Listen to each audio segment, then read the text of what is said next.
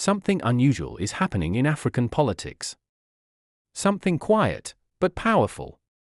A silent alliance is forming between two of Africa's most talked about leaders, William Ruto of Kenya and Ibrahim Traoré of Burkina Faso. Their connection didn't start in the headlines. It started with mutual respect, two men who have become symbols of a new kind of African courage. Ruto, the sharp and outspoken reformer known for challenging old power structures in Africa. And Traoré, the young revolutionary soldier who defied France, stood up for his country, and became the face of Africa's new resistance. Now, both men are preparing for something unexpected, something historic. A diplomatic visit to Russia to meet one of the most powerful men on earth, President Vladimir Putin.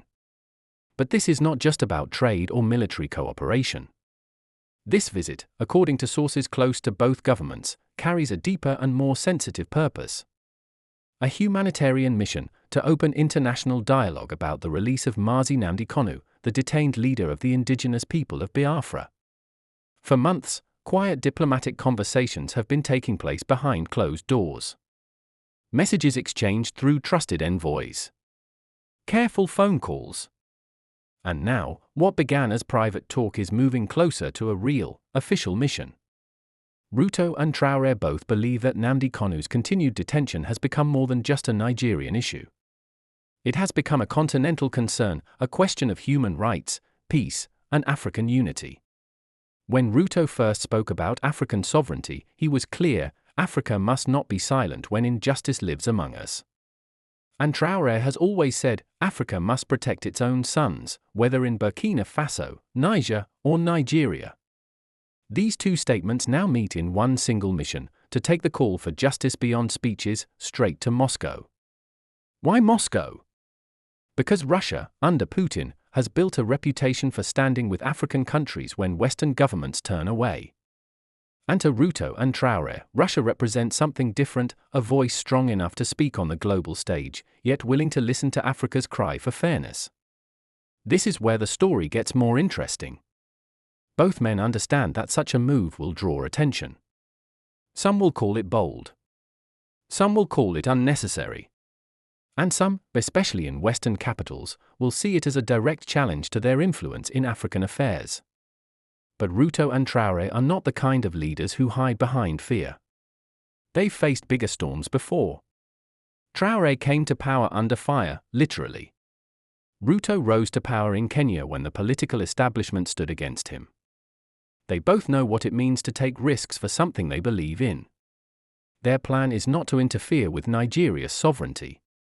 It is not to tell President Tinubu what to do. It is to remind the world that the cry for peace in the southeast is not a threat, it is a plea. A plea for calm. A plea for healing. And if the release of one man can stop years of pain, why shouldn't leaders of conscience help make it happen? The preparation for this Moscow trip is happening quietly. No major press statements. No loud announcements. Just quiet planning and a shared understanding that this visit could make history. In Nairobi, Ruto's team has been studying diplomatic channels. In Ouagadougou, Traoré's inner circle has been in contact with Russian envoys already stationed in Africa. Every move, every word, is being handled with precision. And while the world's media focuses on wars and elections, two African leaders are setting a new kind of example, one rooted in unity and compassion. Because this is not just about politics anymore. It's about one of Africa's most painful wounds, a wound that refuses to heal. Nnamdi Kanu's detention has divided opinions across the continent. But beyond the politics, there's something deeper, a yearning for peace in a region that has bled for too long. And that, according to sources close to Traoré, is what drives this mission, not fame, not power, but the belief that peace in Nigeria means peace in Africa. So as Ruto and Traoré prepare to meet Putin in Moscow, one thing is becoming clear: this is not an ordinary visit. This is the birth of a silent alliance, one that dares to speak for the voiceless, one that believes Africa can stand up for its own. And somewhere, far from the cameras, history is quietly getting ready to be written. When news first leaked that Ruto and Traoré might travel to Moscow, many political observers were puzzled. Why Russia? Why not the African Union? Why not the United Nations? But those who understand modern diplomacy know that influence doesn't always follow tradition. Sometimes, it follows strength. And in today's world, Russia still carries a voice that echoes across continents. For decades, Africa and Russia have shared a complicated but strategic relationship. From military support to energy projects and education exchanges, Moscow has slowly built trust where Western influence has faded.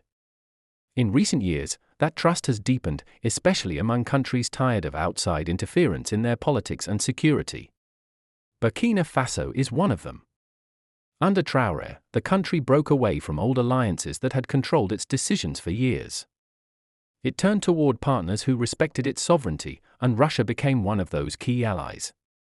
Kenya, under Ruto, took a slightly different path. While maintaining ties with the West, Ruto began pushing a new African message, one of independence, fairness, and balanced friendship. He's been vocal about global double standards, about how African nations are often treated as subjects rather than equals. And so, when Ruto and Traoré decided to work together on the question of Nnamdi Kanu's detention, it made sense that they would look to a country that values assertive diplomacy, a country like Russia. Putin is not just another world leader. He's a man who understands the language of resistance, sovereignty, and loyalty. In the eyes of many African leaders, he represents what they've been asking for: respect without control, partnership without conditions. So when Ruto and Traoré reached out through diplomatic channels, the Kremlin reportedly listened. Moscow knows that supporting such an initiative could strengthen its moral image in Africa, showing that Russia is not only a military partner, but also a voice for justice and mediation. The visit they are planning is not meant to attack Nigeria's leadership. It is not a protest. It's a plea for conversation, for calm dialogue that can help end the growing tension in the southeast. A message to the world that Africa can now speak for Africa. Before this planned trip, confidential exchanges began between advisors. Letters, memos, and discussion drafts were quietly circulated. The message was simple: we believe the continued detention of Nnamdi Kanu is hurting Nigeria's peace process. We are ready to help find a diplomatic solution. That message reached Moscow. And insiders say Putin was intrigued. He saw this as an opportunity, not only to deepen his ties with African leaders, but to show that Russia could play a new kind of global role, the peacemaker. For Ruto and Traoré, this was never about personal gain. They both understand the political weight such a mission carries. It could draw criticism from those who see it as interference. But both leaders have chosen to rise above fear because they see a bigger picture. In their eyes, the call to free Nnamdi Kanu is not just about one man. It's about a message that justice delayed anywhere in Africa weakens the continent everywhere. Traoré has often spoken about unity through courage. Ruto talks about reform through truth. Together, their partnership sends a quiet but powerful signal: Africa's young leaders are no longer waiting for the West to tell them what is right. They are ready to act, even if it means knocking on the doors of Moscow for peace. In preparation, teams in both capitals are coordinating closely with Russian diplomats already stationed in Africa. Security clearances are being reviewed. Schedules are being drafted. Nothing is rushed. Every step is deliberate because they know the world will be watching. This mission carries risk. Any wrong interpretation could trigger diplomatic waves across the continent. But the potential reward, peace in Nigeria's troubled region, is far greater than the risk. Putin's role, if he accepts, could be significant. As a global power figure, he can open new back channels, encourage dialogue, and push for fair mediation without Western bias. That's exactly what Ruto and Traoré hope for: a neutral, respected figure who can speak truth to power without being dismissed as partisan. And so, as plans move quietly forward, the question is not whether Russia can help, but whether the world will allow a new kind of African diplomacy to rise. A diplomacy rooted in respect, courage, and solidarity. Ruto and Traoré are not just traveling for politics. They are traveling for principle, the principle that no African should be forgotten, no matter where he stands. And in that belief lies the heart of this mission, that peace is worth crossing borders for. Because in a continent where silence has too often replaced action, two leaders have chosen to speak, not with noise, not with anger, but with conviction. And somewhere in the background, as Moscow prepares to receive them, the world is slowly beginning to listen. Every mission that carries the weight of change also carries the shadow of risk. And for William Ruto and Ibrahim Traoré, the road to Moscow is not just a diplomatic journey, it's a test of courage, timing, and political wisdom. Both men know what they are walking into. They understand the pressure that will follow once the visit becomes public. They know that powerful voices, both inside and outside Africa, will question their motives. Some will say, why involve Russia? Some will whisper, why defend a man accused of dividing Nigeria? And others will quietly warn, do not step where others fear to go. But Ruto and Traoré are not ordinary politicians. They have built their leadership on defiance, on conviction, and on the belief that history does not favor the silent. They are fully aware that this visit could reshape how the world views African diplomacy forever. Because this is not just about a political prisoner. This is about Africa's moral backbone, the courage to act when justice is in question. Behind the scenes, their teams are preparing carefully. Security experts are reviewing routes. Diplomatic channels are coordinating meeting times. And speechwriters are crafting the perfect message, one that carries respect, but also truth. Sources close to the planning team describe a mood of quiet determination. Every member knows that this mission could easily be misunderstood. So, every line of communication is being handled with caution. In Nairobi, Ruto's advisors are finalizing letters to be delivered to Moscow's foreign ministry. In Ouagadougou, Traoré's ministers are studying Nigeria's constitutional framework, preparing the moral and legal arguments that will strengthen their appeal for Nnamdi Kanu's release. This is not an emotional mission. It is strategic. Thought out. Intentional. And yet, beyond the paperwork and politics, there is something deeply human about this move. Both men understand that the southeast of Nigeria has lived in unrest for too long. The fear, the anger, the broken trust, they have turned brothers against one another. For Ruto, peace in Nigeria represents stability for the entire continent. For Traoré, it represents unity, a chance to prove that African leaders can stand for justice without waiting for foreign permission. That is why, when they sit across from Vladimir Putin, they will not speak like politicians. They will speak like brothers, men carrying the burden of millions who are tired of watching Africa suffer in silence. They will ask for Russia's moral influence. Not for weapons. Not for money. But for support in encouraging Nigeria to choose dialogue over division.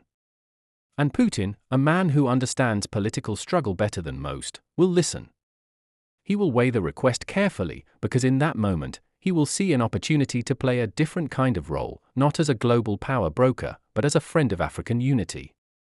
But make no mistake, this mission could trigger mixed reactions.